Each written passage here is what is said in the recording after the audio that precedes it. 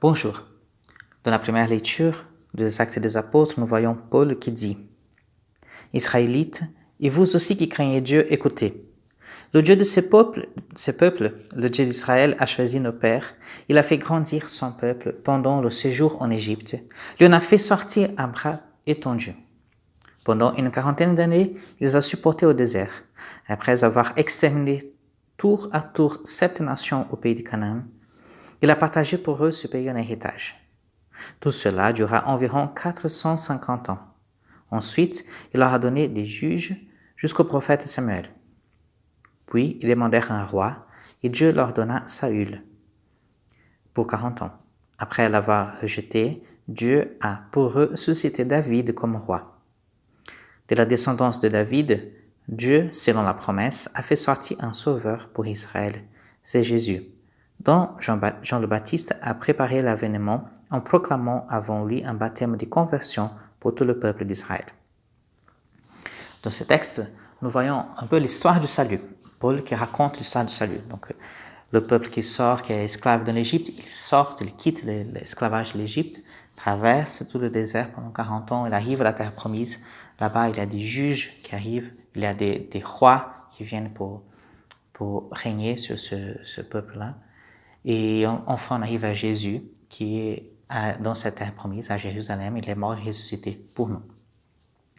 Et en lisant ce texte, nous pouvons voir aussi donc l'histoire de salut, que nous aussi, nous avons une histoire de salut. Nous avons une histoire de salut personnelle.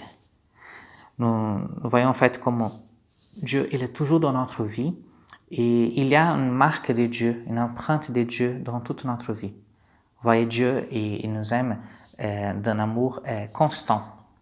C'est-à-dire, Dieu, il est constamment présent et Dieu nous aime constamment. Parfois, dans notre vie, il y a des hauts et des bas. Parfois, on voit l'amour de Dieu de manière plus claire ou moins. En fait, l'amour de Dieu, il est constant. Il est toujours au maximum. Il ne peut pas se réduire, en fait. Dieu, il est amour. Et donc, cet amour qu'il est constant. Vous voyez, en fait, l'amour de Dieu, je vais donner un exemple tout bête. Vous voyez, normalement, dans cette vidéo, dans ce côté bas droite de votre vidéo, il y a un logo.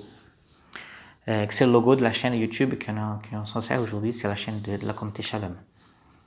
Vous voyez, en fait, ce logo, il est là pendant toute la vidéo.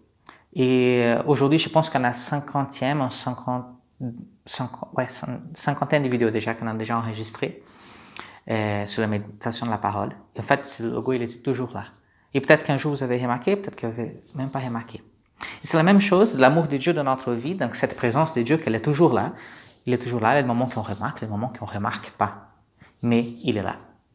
Et donc, ce que je vous invite aujourd'hui, c'est justement de voir votre histoire de salut.